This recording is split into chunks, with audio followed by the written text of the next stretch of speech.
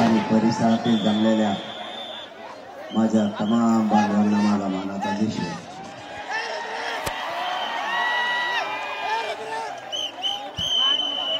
तुम्हाला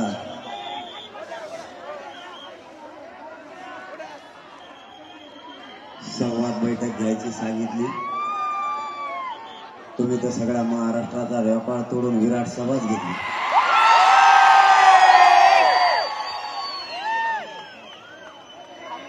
परळीकरांचे मनापासून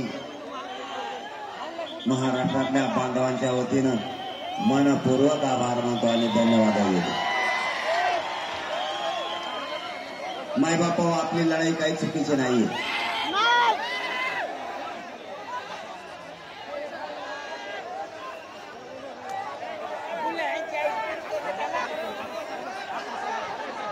कशाचं काय रे कोपऱ्यात काय आवाज बंद करा मधले लगेच. हे खाली बसतो आरडा वाजू नको. ती शिट्टी काढ तोंडातली. गोंधळ करू नका विनाकारण. समाजाचा कार्यक्रम आहे, समाजाच्या हिताचा. हा राजकीय कार्यक्रम नाही. पुढं नाही, पुढे यायचं सगळं. हा समाजाच्या लेकरांच्या न्यायाचा कार्यक्रम आहे. इथं का आरडाओरडा करायला नाही आले तुम्ही. इथं आपले लेकर आणि त्यांना कसा न्याय मिळाला आणि ते कसे मोठे होतील यासाठी हा संघर्ष सुरू आहे. आपली न जिंकणारी लढाई आपण जिंकत आणली. या कोपऱ्यातले आरडा बंद करा तुम्ही. दुसऱ्या वेळेस सांगणार नाही मग नीट.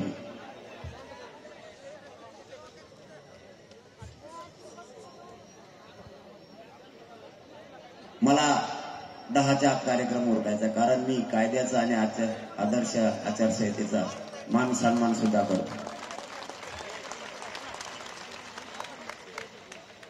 10च्या आत कार्यक्रम उरकायचा आणि मान्य न्यायालयाने आज जे काय नियम सांगितले त्याच्याही अधीन राहून मी काम करणार, पण सुट्टी नाही. वाटेल त्या संघर्षाला तोंड द्यायची माझी तयारी. माझ्या लेकरांना, माझ्या समाजाला न्याय मिळाला पाहिजे यासाठी हा संघर्ष सुरू आहे. मी लवकरच आलो असतो, पण मला कुंकून आणलं मिळत नाही लागलं. इकडून म्हणलं रस्ता खराब आहे, कुंकून आणलं येड्या बाबळीनी. मी आता जाताना बघतो ना खरंच इकडून रस्ता नव्हता का, होता का नव्हता का. मला मुद्दाम कुंकून आणलं. मला राजकारण करायचं तवा जो कोणी विरोध करतो त्यालाच मी विरोध करतो, कोणाला नाही करत. मग तो कुणी असो या महाराष्ट्राला सोडित नाही म्हणजे नाही, कुणी बी असो. भीती काय असते आपल्याला माहितच नाही, पण कोणालाही बळच त्रास देत नाही, अंगावर कोण घेत. माझी फक्त या परळी नगरीतून सरकारला आणि गृहमंत्र्यांना विनंती शब्द मी पहिल्यांदा वापरलाय या 20 दिवसात. खोटे गुन्हे करायचे थांबवा.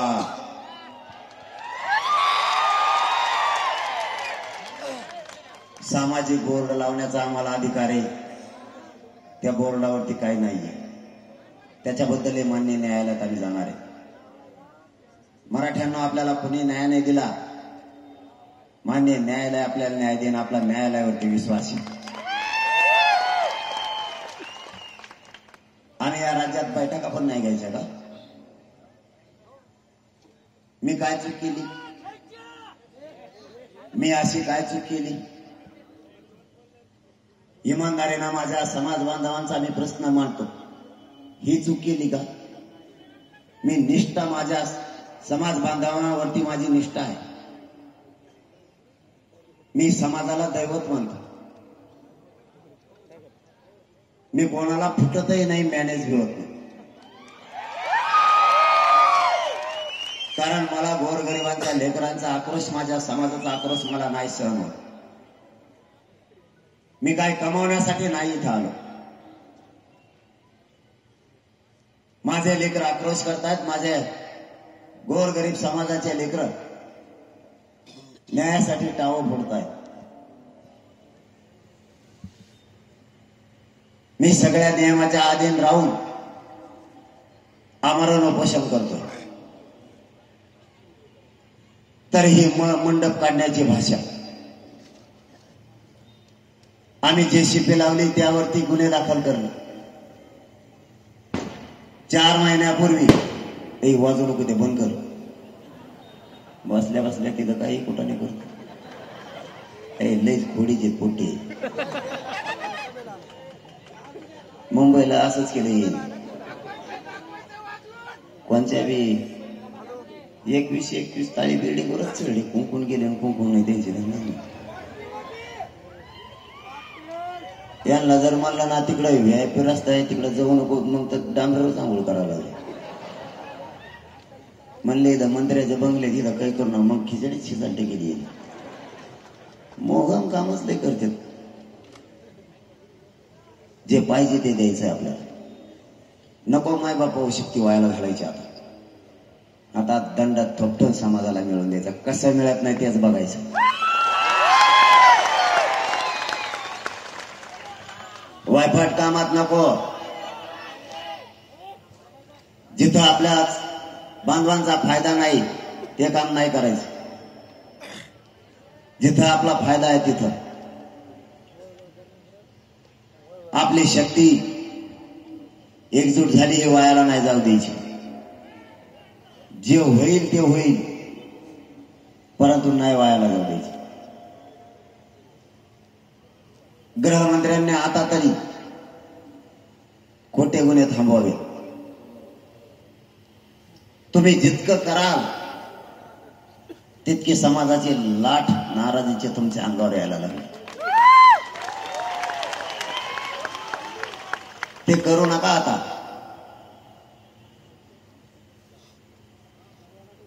समाजाची काही चूक नाही.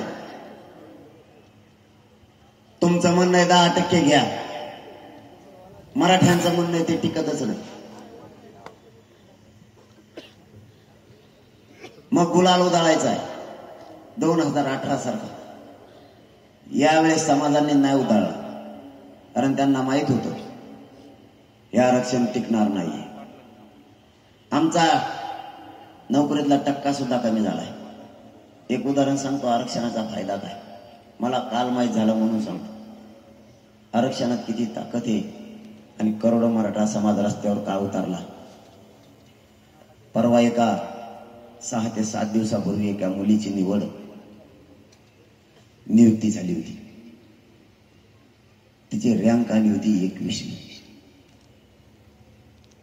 तिचं नशीब इतकं चांगलं होतं, 2 दिवसानं तिला प्रमाणपत्र मिळालं. 21 रँकवरून ती डायरेक्ट 2 रँकवर आली. म्हणजे ती कुठंतरी मंडल अधिकारी किंवा 21व्या नंबरला होती त्यावेळेस मंडल अधिकारी किंवा नायब तहसीलदार झाले. ते लेकरू आरक्षणाचं प्रमाणपत्र मिळाल्यावर हायस्ट दर्जाचा अधिकारी बनलाय 2च दिवसात. हा न्यायाचा आणि सामाजिक लढा आपल्याला करायचा. हा लढा जिंकायचा सुद्धा. आणि तुम्ही काळजी नका करू. पठ्ठे आहे ना, फक्त तुम्ही एकजूट फुटून देऊ नका. त्यांनी डाव साधलाय. त्यांनी डाव साधला.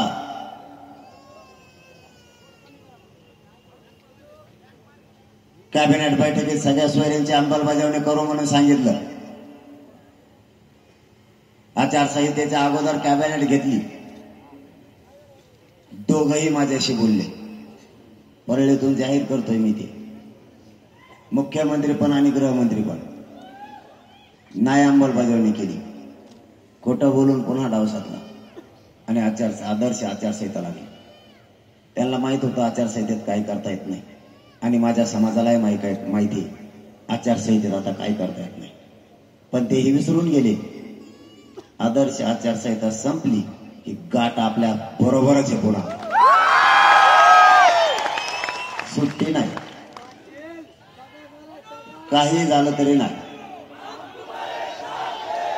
मराठ्यांचं आरक्षण ओबीसीत निघालं.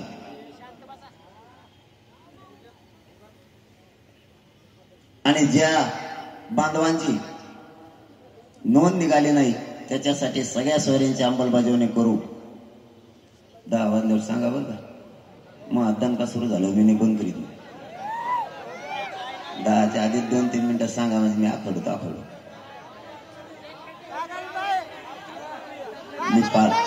मी पालन करतो म्हणून तर आंदोलन टिकलंय. टप्पर सुद्धा नाही आपल्या विरोधात षडयंत्र यशस्वी करायची कोणाची त्यांची. जेवढे षडयंत्र होते सगळे मोडून काढले. मला एवढा त्रास दिला त्यांनी लांबून बरं का, जवळ यायचं काम नाही भाऊ, मी दिसायला बारीक दिसतो फक्त. आपला दान काला अवघड आहे. एकदा आपल्याकडे चर्चेला आलेला मंत्री डबल येतच नाही.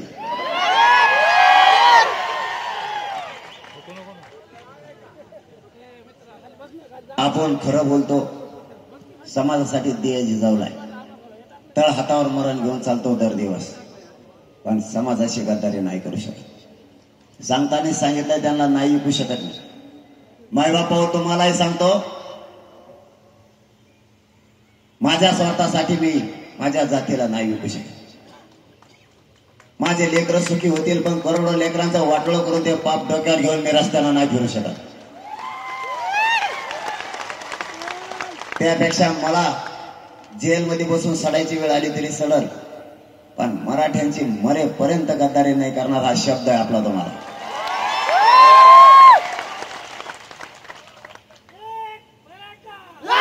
काही झालं तरी मी हटत नाही. भयानक षडयंत्र रचले, भयानक जे नाही ते.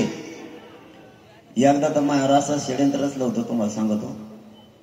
मी होतो पोषणा आणि त्यांचं डॉक्टर आलं माय, त्याने मला तपासलं आणि ते डॉक्टर मध्ये याला किडनीच नाही मला मी फुल टेन्शन मध्ये आलो ना. मला बापान मला तपासलं नाही एखाद्या बार. मग ऑपरेशन सोडलं, डॉक्टरकडे गेलो. म्हणलं मग काही तपासू नको, पहिल्या किडनी आहेत बघ मला. डॉक्टरने तपासल्या, दोन्ही निघाल्या ना. मग पहिल्या काय जनावरांचं मागचं आणलं होतं का? इतके भयानक डाव टाकते ते की काही पण. नंतर माझे 23 लोकच उचलून नेले रच्चीच. त्याला वाटलं जवळची नाही बी. मी लगेच अंदाज घातला कोण कोण नेले. मला त्यातले सगळे निभारच नावं दिसले. मला जाऊ त्यापासून 2 वर्ष आणला. मला माहित होते दुसऱ्या दिवशी घरी येणारे ते निभार होते. त्यातला एक तर तिथंच राहिला. 22च माघारी आले. एक यायनाच. म्हणलं कसं काय ना संध्याकाळ झाली तरी. तेव्हा मला ते PSI साहेबाला मला सगळ्या लोक आणले मोठ्या गाड्यात, मला गाडीत नाही. तो मला नेऊन सोडा मला. ते म्हणले चट जाईन कदरून हे झोपलं बघाली तिथं वाट्यावर. अरे ते म्हणले गिरायला बेकार दिसते, याला नेऊन सोडा गावात. म्हणजे गाडी घेतली, म्हणले बस. गावात सोडा येतात त्याचाच 50 रुपये भेळ कोण आला. त्यांचा तेव्हा बेटा आपण यशस्वी राहू द्या. एक तर आमचा असा माणूस नेला. ते म्हणले जरांगे पाटील फक्त तुमचंच ऐकू शकतात, आपण काय करू DYSP साहेबांना तुम्ही दोघं मिळून समजून सांगा त्यांना. ते होतं झोपलेलं पाठ 3 वाजता. त्याला वाटलं जरांगे पाटला समजून सांगायचं म्हणल्यावर त्याची छाती फुगली. त्याला वाटलं बरं झालं मान मिळाला आपल्याला. जेव्हा गाडीशी आगड करून आंबाळकडे पळायला लागली, ते बी पाण्यावरच निघालं होतं तसंच. ते मला कोणकडे पळायला लागले. ते म्हणजे SP साहेबांना बोललो, अयो मला टाकलं दिसत तुम्ही मला मध्ये. मग म्हणजे काय लोक असे सुद्धा नेले. माननीय गृहमंत्र्यांना नाही शोभत. गोरगरिबांचा लेकरांचा लढा आहे साहेब. नाराजी लाठी अंगावर नका घेऊ. यांनी जर एकदा डोक्यात घेतलं ना, चांगल्याला सुधरून दिलं नाही, हा समाज खूप एकवटत नाही. एकदा जरी एकवटला ना, कार्यक्रमच लावतोय दादा. तुम्ही सुद्धा लेकरं डोळ्यासमोर ठेवा, जरा राजकारण सोडून द्या. कधीच काय देणार नाही. 75 वर्षात आपल्याला असलेलं आरक्षण नाही दिलं. हेच आरक्षण जर 75 वर्षापूर्वी दिलं असतं आज जगाच्या पाठीवर मराठा समाज हा प्रगत जात म्हणून राहिले असते.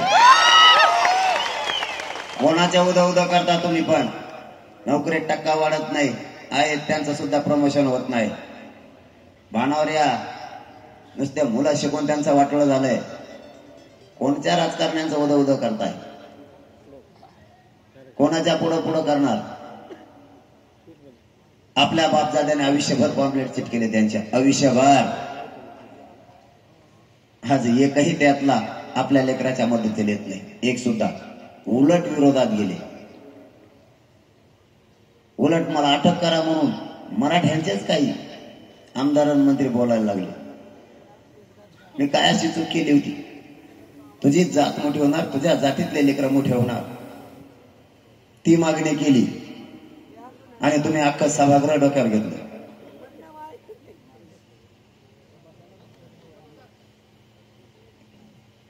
झालं का? लेट यायचा टाइम झाला का? 9 वाजले? मला तर 9 वाजता दिवस वाटतो हातात हात द्यायचं. 9च्या पुढं माय बाबा मी हातात हात द्यायचाच बंद केला. हातात हात घेत मला म्हणता मोबाईल कडे बघा, मग कुंकड बघतो मी. त्याने काय टाकलेले असते का? कारण मला देत नाही ते. हातात हात घेत 7-8 फोटो मयच काढतात, मलाच घोडे लावी दे. आपल्या बांधवांनी फक्त एकच काम करा, आपल्या लेकरांना पिढ्यांना पारचा भविष्याचं आरक्षण मिळवून द्या आणि व्यसनापासून लांब जा. आपली जात प्रगत झाल्याशिवाय राहणार. आपल्याला काही बदल करावे लागणार आहेत. बाकीचं मी बघतो, कोणी येऊ द्या, सगळ्याला नीट करतो मी, त्याची काळजी नका करू. तुमचा फक्त पाठबळ आणि आशीर्वाद कायम ठेवा. यांच्या पुढं पुढं करायचं बंद करा. काय गरज नाही कोणाची. कोणी काय 100 रुपये तेल मीठ घेऊन आपल्याला देत नाही. आपला संसार आपल्यालाच चालवावा लागतो आणि आपले लेकर आपल्यालाच मोठे करावे लागते. काय गरज नाहीये कोणाच्या मदतीची. आपल्या जीवावरती त्यांची दादागिरी आहे. आपल्या जीवावरती ते मोठे झालेत. आता आपले लेकर मोठे करायचं बघा. कोणाला पाय लावायचा नाही आणि कोणाचा पाय लावू नाही घ्यायचा नाही. राज्यातला सगळा समाज सध्या एकवटला. 3 वर्षाच्या लेकरापासून 90 वर्षांच्या बाबापर्यंत सगळ्यांच्या तोंडात एकजुटीची भाषा आहे. ही लहान क्रांती नाहीये. तुम्हाला आनंदगावचं उदाहरण सांगतो. तुमच्या तालुक्यात येते वडवणी, माजलगाव, किती भयान दृश्य आहे बघा. मी तिथं तारीख दिली होती, मला माहितच नाही तिथं काय घडलं. त्यांनी सांगितलं नाही. तिथल्या एका मुलाचा ऍक्सिडेंट 2 दिवसापूर्वी झाला होता. अगोदरच्या दिवशी उद्या कार्यक्रम होता. तो मुलगा त्या गावकऱ्याने तसाच ठेवला. बापांनी पण सांगितलं, राहू द्या, गेलाय माझा, आता काय तो वापस येईल का? पण समाजाचा एवढा मोठा कार्यक्रम आहे, थांबू नका. काय त्या बापानं आणि गावानं काळजावर दगड ठेवला असेल. एवढं मोठं दुःख झालेलं असताना पचवायचं कसं? समाजाची एकजूट काय असते ते सांगतोय तुम्हाला. ही साधी सोपी गोष्ट नाही. बोलणं आणि भाषण करणं खूप सोपं आहे. आणि त्या व्यासपीठाची पायरी चढताना मला माहीत झालं त्या मुलाचे अंत्यसंस्कार केलेले नाहीत. कार्यक्रम संपल्यावर अंत्यसंस्कार करायचे. 1 मिनिटात व्यासपीठाच्या खाली उतरलं. कारण गावावर एवढं मोठं दुःख कोसळलंय आणि आपण आनंदात तिथं भाषण टोकत बसायचं. ते लेकरू त्यांचं नाही, आपलं सुद्धा आहे. त्या आईबापाचं काळीज आज काय म्हणत असं. आणि आईबापाने परवानगी दिलीच कशी हे करायला? साहेब, ही साधी सोपी गोष्ट नाही. एवढी मोठी एकजूट आली, समाज काही त्याग करायला तयार झाला. त्या पिंपळवंडीत सुद्धा बीड तालुक्यात कार्यक्रम होता सप्ताहाचा. आणि सध्या परिस्थिती अशी, लग्न जर असलं, लग्न जर झालं तर लोक ताबडतोब पंक्तीत जेवायला बसतात. नसता गावाकडे निघून जाते. किंवा सप्त्यात जरी काल्याचं कीर्तन झालं की पंगत सुरू होती. मला जायला 1.5 घंटा लेट झालतो. मी काल्याचं कीर्तन संपून एकही माणूस जेवायला बसलेला नव्हता. ते म्हणले आधी कार्यक्रम करून मग जेवण करू. ही साधी सोपी क्रांती नाहीये. ही जर सरकारला कळत नसल ही जर आक्रोशन भावना कळणार नसेल त्याला सुद्धा समाजाचा नाविलाज आहे. समाजाला सुद्धा काही मर्यादा आहे. स्वतःचे लेकरं त्यासाठी आता डोळ्यासमोर ठेवा. जो आपल्यासाठी त्याच्यासाठीच इथून पुढे आपण सुद्धा नसताना आहे. मला या आचारसंहितेत लय बंधन घातले तू, नाही तर मला लय दणका बेकार असतो. काय असतंय, मनाला लागतं पाळायला लागतं. एकदा ही संपणारच आहे. मग माझ्या संगत गाठी. आरक्षण घेतल्याशी सोडत नाही मी. किती पण येऊ द्या, त्याची काही अडचण. पण इथून या बीड पासून महाराष्ट्रात विनाकारण कुठे गुन्हे दाखल करणं चालू आहे. पुन्हा एकदा सांगतो, पालकमंत्र्या सुद्धा लक्ष पाहिजे हो याच्या. कस काय होत हे गुन्हे होते, गुन्हे दाखल होते कस काय? दोघांचं एकमत तर नाही ना, गृहमंत्र्याचं आणि त्यांचं. आपण पळत कोणाच्या विरोधात बोलत नाही. त्यांनी एकदाच चुकले होते तर एकदाच बोललो होतो. त्यांनी हातभर पोस्टर लिहून टाकले आणि बोलायचं बंद केलं. त्यांनी हातभर पोस्टर लिहून टाकली, मी समाजासाठी काय केलं. म्हणलं जाऊ द्या, चांगला माणूस दिसतो. आता एवढे मोठे गुन्हे व्हायला लागले, पालकत्व तुमच्याकडे, आम्हाला तुम्हालाच भांडावं लागणार आहे. ज्याच्याकडे पालकत्व त्याच्याशीच भांडावं लागतं, त्याच्याकडेच नाराजी व्यक्त करावं लागतं. तुमचं काम आहे. जाणून बुजून असं का होतंय या विषयावर गृहमंत्र्यांचा फोन आला म्हणून मी त्यांच्याशी बोललो. गृहमंत्री मोठे का एसपी मोठे? ते म्हणले मी नाही सांगितलं. एसपी साहेबाला काय स्वप्न पडलं का बळच गुन्हे दाखल करायला? तुम्ही सांगायचं अगोदरच. नांदेडचे एसपी माझ्या घराला जाऊन नोटीस चिटकी देत. बळच अंगावर घ्यायचे त्यांना काय गरज आहे का? गृहमंत्र्यांनी सांगितल्याशिवाय दुसऱ्या दिवशी सकाळी काढायला लावली मुख्यमंत्र्यांनी. ते म्हणले त्याच्या दाराची काढा. मला राम द्या चिटका कवर, घर बी मग चांगला दिसायला लागलं. कारण चौकोन चिटकेल्यामुळे फारशा बसल्यात का कागद चिटकेल्यात मिळा लागा नाही. मग घराला डेंजर आहे. मला यासाठीच लावली त्यांनी, माहित झाली तुम्हाला. मला यासाठीच लावली त्यांनी. यासाठी कोणाला असती? ज्याने 1000-1500 पूर्ण केले त्याच्यासाठी. ज्याने हजारो कोटी रुपये भ्रष्टाचार केला त्याला. एखादा मोठं हत्याकांड आहे त्याला. एखाद्या मोठ्या गोष्टीचा उलगडा होत नाही त्यासाठी. माझ्याजवळ आहे काय? महाजर पाकिट चोराने आणलं ते 2 दिवस भाकर खात नाही. माझ्याजवळ आहे काय? सगळ्यात बेकार गिरायक लागलं म्हणतो आज ते चोर सुद्धा. माझ्या घरावर 1300 मिनिटाचे पत्रे काढून टाकतो तो घरावर नेऊ. ते भंगारा सुद्धा ऐकत नाही. तुम्ही मला नका घाबरू. तुम्ही उगाच माया नादी लागले. चुकीच्या माणसाला खेळलात तुम्ही. मी इमानदारी ऐकू शकत नाही. माझ्या समाजाला मी दैवत मानतोय, मायबाप मानतोय. मी नाही हटू शकत. सगळे खिलाफ झालेत माझ्या. सगळे विरोधी पक्षासहित सत्ताधारी सुद्धा पुरेचे पुरे एकूण झाले, तरी मी हटत नाही. मायबापावर तुम्हाला फक्त हात जोडून माझी एकच विनंती, तुम्ही फक्त एकजूट फुटून देऊ नका. आणि तुमची तर पुरळीकरांची खरंच कमाल करायला लागलो बाबा. महाराष्ट्रात चॅनलच्या माध्यमातून तुम्हाला बघतोय. एवढ्या विराट रूपात तुम्ही जमलात म्हणजे बाकीच्या सुद्धा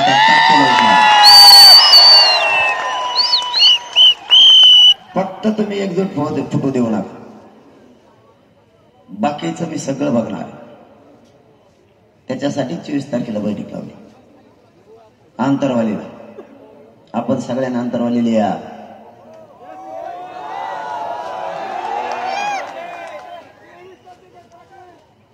त्या दिवशी सण आहे होळीचा.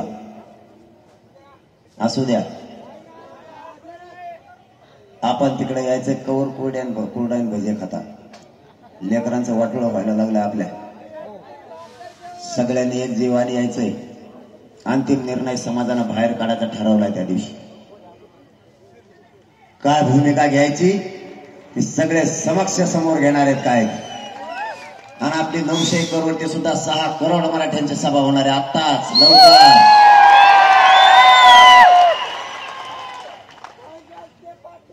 आपल्याला फक्त 2000 एकर कमी पडले पार्किंगसाठी.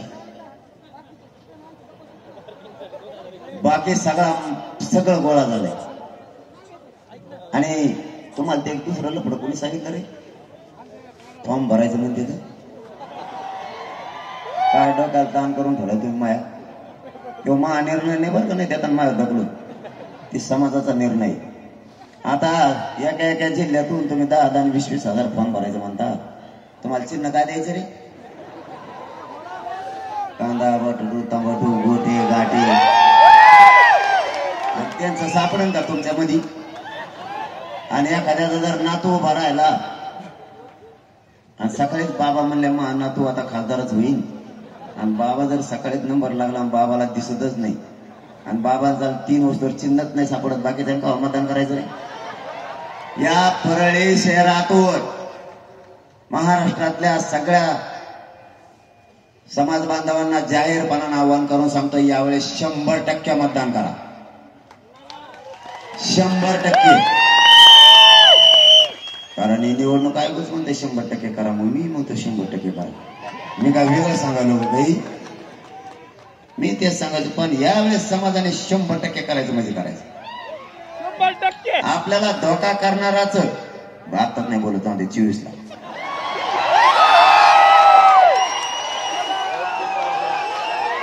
आपल्या लेकराच्या अन्नात विष घालायला निघाले ना मग 24ला बघू. आता 24 तारखेला बैठक आता यांना काय झालंय यांना आपल्या समाजाची भीतीच वाटणार. बाकीचे जे भीती वाटते शिक्का मारतात म्हणून. मराठ्यांचा शिक्का काय असतो ना 24 तारखेला बैठकीला होणच जाऊ द्या एकदा.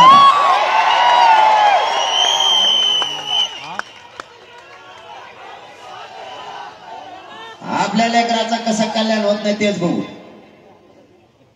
मी बळच सांगतो तुम्हाला बळच कोणाला बोलत नाही.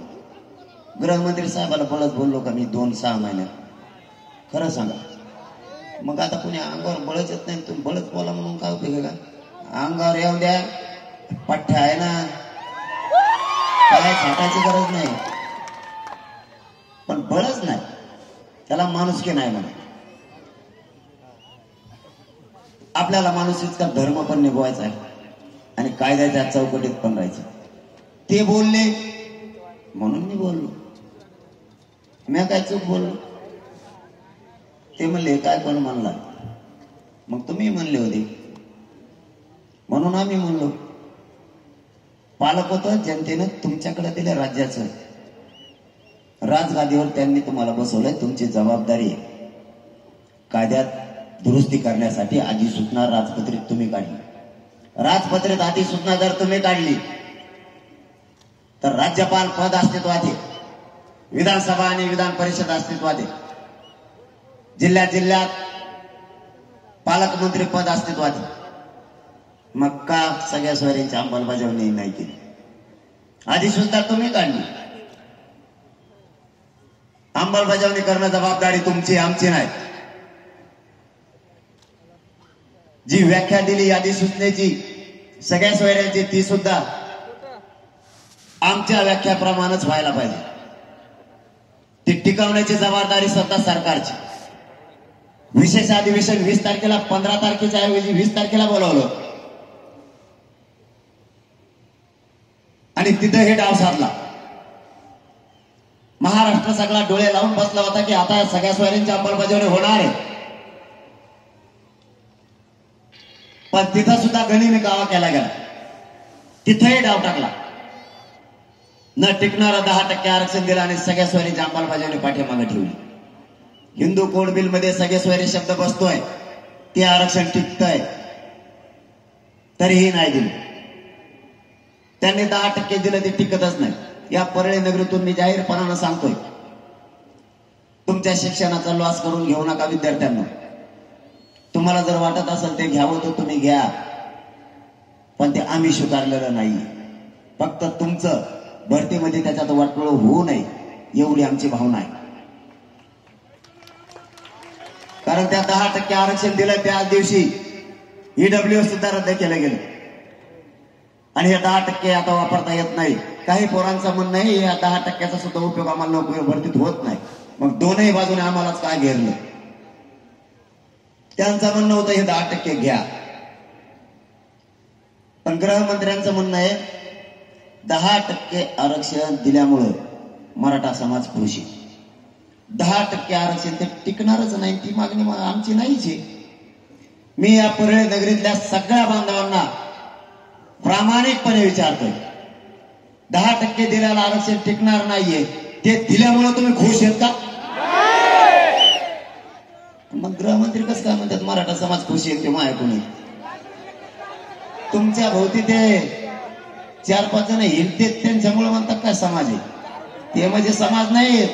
तुमच्या भोवती हिंडून आमच्या विरोधात आवाज उठवणाऱ्याची यावेळेस बघा दशा कशी होती. आता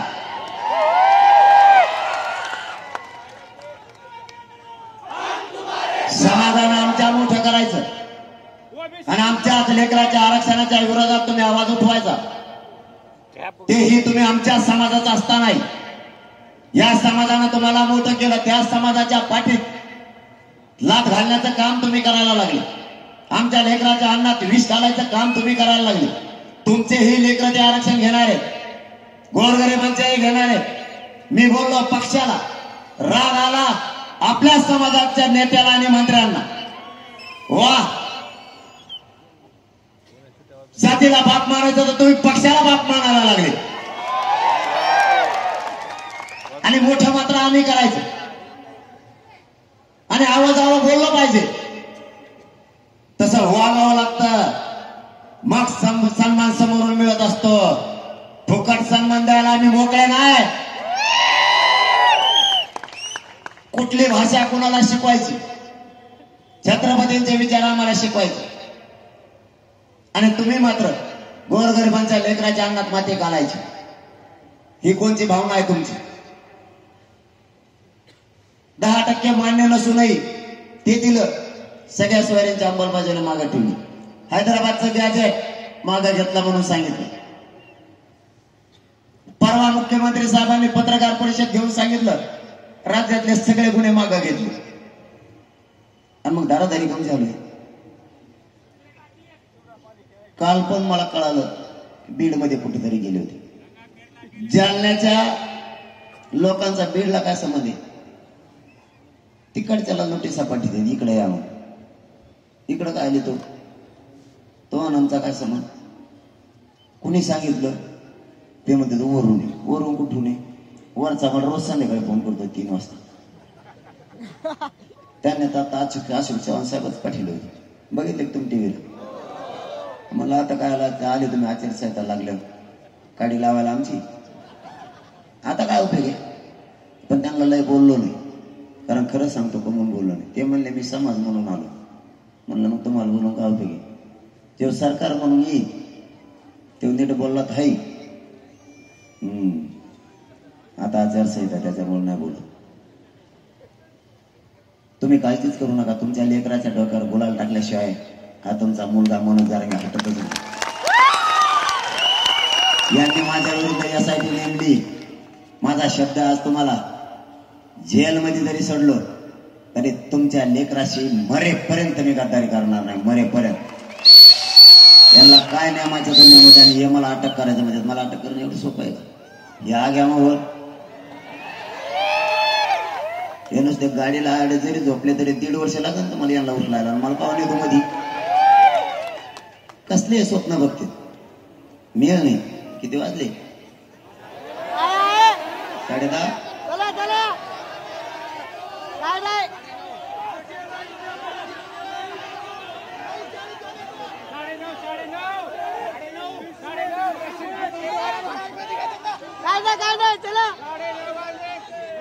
कशामुळे पाळतो ते बी सांगतो.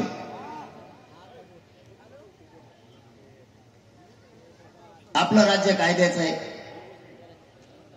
आणि आपण ते पाळलं पाहिजे. राज्य आपले, गाव आपले, तालुके आपले, यांची फडफड थोडे दिवस राहिले. आता यांची फडफड आत्ता बंद होणार. यांच्यावर कोणता समाज असा नाही की ते नाराज नाही. पुरेचे पुरे तरायला लागलेले सध्या सगळे, पण त्यांना ते कळना, ते त्यांच्याच मस्तीत पदाच्या आणि त्याच्या. त्यांच्या लक्षातच नाही इकडे लाट प्रचंड मोठी उसळली. ह्यो समाज काय नजर पुरत नाही. ही सोपी गोष्ट नाही. विराट ही संवाद बैठक आहे, सभा नाही. तरी सभेपेक्षा प्रचंड मोठी झाली. आणि तुम्हाला जर सभा सांगितल्याचे तर तुम्हाला काय 150 करायला लागत होतं का करू? हे तरी सरकारनं आता तरी समजून घेतलं पाहिजे काय होऊ शकतं. तुम्ही काळजी करू नका. मी आजारी जरी असलो तरी हटत नाही. आजारीपणावर माझ्या लक्षात आलं मी माझं कुटुंब बाजूला सारून या समाजाला मायबाप मानलेले. 7 महिने झाला आणखी घराला शिवलो नाही. आणि तुम्हाला न्यायाधीश तर शिवणार बी नाही, त्याची काळजी करू नका. मला परवा माहीत झालं माझी मुलगी ऍडमिट आहे संभाजीनगरला म्हणून. माझी पाठ थोपटून नाही घेत तुम्हाला सांगून. मला दुसऱ्यानं सांगितलं की तुमची मुलगी 3 दिवसापासून ऍडमिट आहे हॉस्पिटल. आणि मी संभाजीनगरच्या दौऱ्यावर होतो. त्याच हॉस्पिटलच्या जवळून आम्ही गेलो. समाजाला डावलून मी नाही गेलो तिकडे, कारण माझा समाज रस्त्यावरती उभा होता, वाट बघत होता. मी अगोदर समाजाला भेटलो, नंतर दुसऱ्या दिवशी रात्री त्यांना जाऊन भेटलो. ती झोपल्यावर, पोरगी झोपल्यावर उठून आलो. कारण मला भेटून मला परळीच्या उद्या दौऱ्यावर जायचंय, मला अंतरवली जाणं गरजेचं आहे. एवढं म्हणलं तर रडायला लागलं. म्हणून मी तिला झोपू दिलं, निघून आलो. आज परत दुपारी कळालं वीर हॉस्पिटलच्या डॉक्टरांचा मला फोन आला होता बीडच्या, तुमची आई सुद्धा 2-4 दिवसापासून ऍडमिट आहे. आजही माझं जाणं होत नाही. उद्या जाईल असं वाटतंय बेटा. मला तुम्हाला एवढंच त्याच्यातून सांगायचं, तुम्ही सुद्धा हटू नका. आपल्याला आपले करोडो लेकरं मोठे करायचे. जीव गेला तरी मी नाही माझा आता. तुम्ही एकजूट फुटून देऊ नका. आपल्या लेकरांचं कल्याण होईल. एकदा जर पिढ्यांना पारचं त्यांना आरक्षण मिळालं ना, आपल्याला कोणापुढेच हात पसरायची गरज नाही लागणार. आपलेच लेकर अधिकारी बनतील. कोणत्या नेत्यापुढे तुम्हाला हात पसरायची गरज नाही लागणार. लढू लागा, संघर्ष करू लागा. त्रास होईल होऊ द्या. आपण काय खुन नाही केले.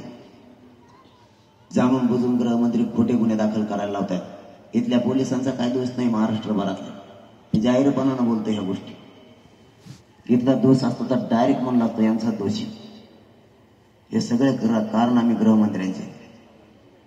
आपण खुन केलेले नाहीत, काळजी करू नका. काय भ्यायची गरज नाही. केले खोटे गुन्हे दाखल, सहन करू. आपले लेकरं मोठे होते. आपण भोगू, पण पुढची पिढी आपली शानच्या साथ सावलीत राहील. आपल्याला हे सहन करावंच लागणार आहे. तुमच्या शहरातले बोर्ड बी काढले होते म्हणून कळलं मला. काय बोर्डावर काही लिहिलं होतं काय दगड हाणाहाणी करा म्हणून? काय काढायची गरज होती? त्या बोर्डाने काय केलं तुमचं? त्याच्यावर काय पक्षाचं चिन्ह आहे का? त्याच्यावर काय आहे? आता माया फोटोचं जर तुम्हाला एवढं भेवे, तर फोटोमुळे जर तुम्ही बोर्ड काढत असले तर मी बी हटत नाही, मग समाज बी हटत नाही. बघा तुम्ही पुढं काय होतं. केलंय काय तुम्ही? विनाकारण वातावरण नाराजीत रूपांतर करायला लागला. विनाकारण. आज मान्य न्यायालयाने काय सांगितलंय ते तरी सरकारनं समजून घ्या.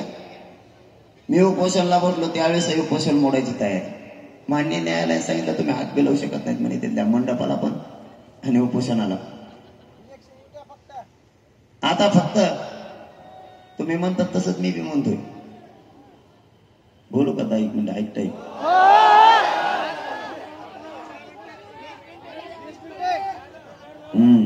रातभर बोला मग कर कार्यक्रम.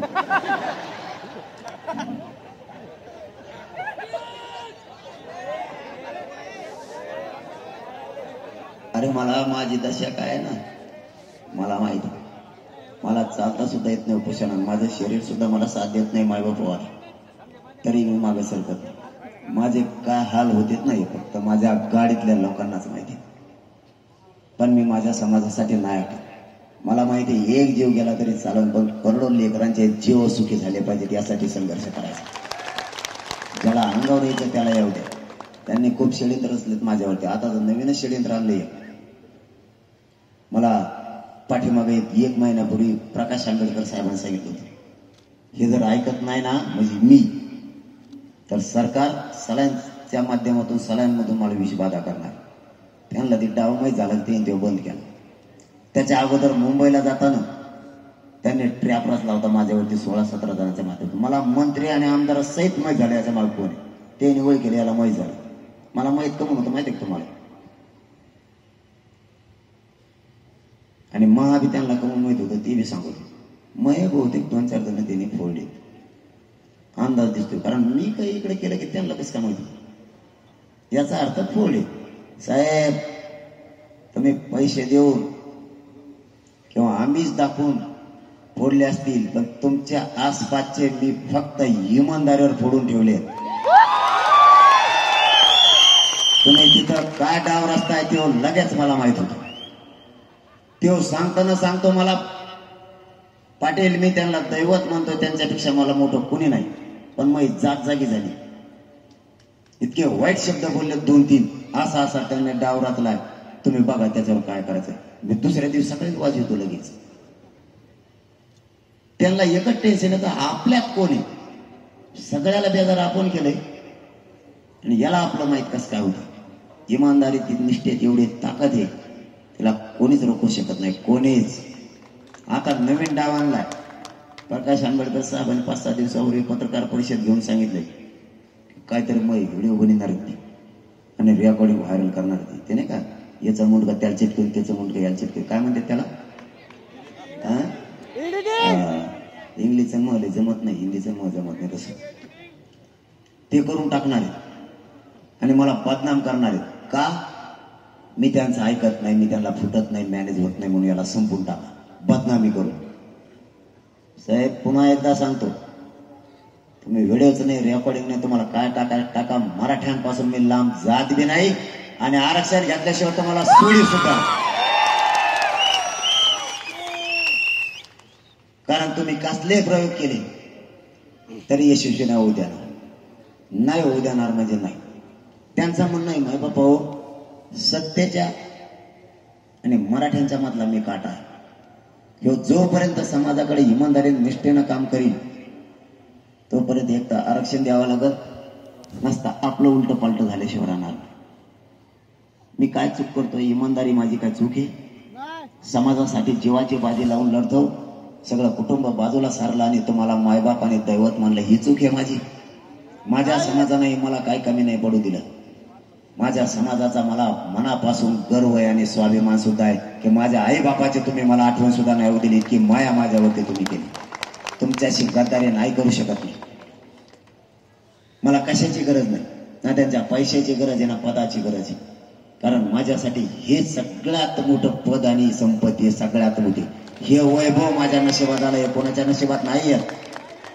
असं एकच सभा नाही की तिला 4-5 लाख लोक नाहीत पाठीमागं झालेले. एकही सभा नाही की तिला 2 लाख माता मावल्या नाहीये. आज सगळा समाज एका बाजूला झालाय. यांच्याशी गद्दारी मी नाही करू शकत.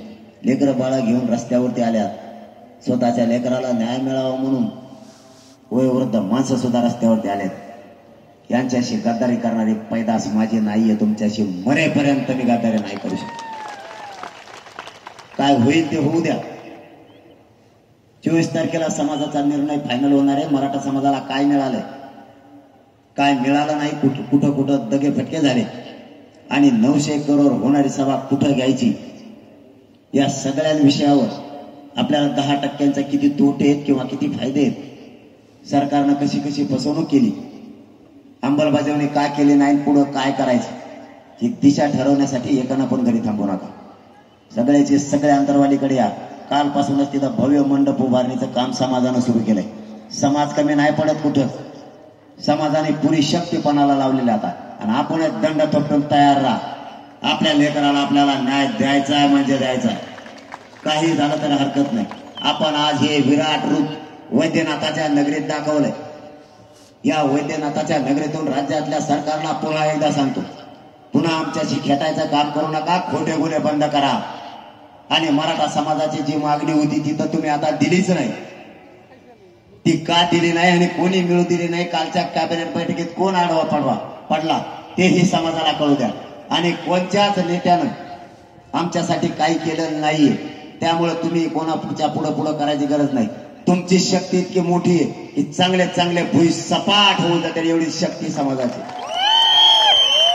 तुम्हाला जाता जाता माझी एक विनंती आहे, एकजूट राहा, एकजूट फुटून देऊ नका. आरक्षणाचा गुलाल तुमच्या लेकराच्या डोक्यावर टाकल्याशिवाय मी हटत नाही. काय संकट आहे ते देऊ द्या. मरायची वेळ आली तरी मरण पत्करायला तयार आहे. तुम्ही त्याची अजिबात काळजी करू नका. माझा शब्द आहे तुम्हाला जाता जाता. माझा जीव जरी गेला तरी तुमच्या लेकराच्या डोक्यावर आरक्षण ओबीसीतून देऊ. गुलाल टाकल्याशिवाय एक येनचाही माग आटणार नाही, शब्द तुम्हाला देतो आणि थांबतो. धन्यवाद. जय शिवराय.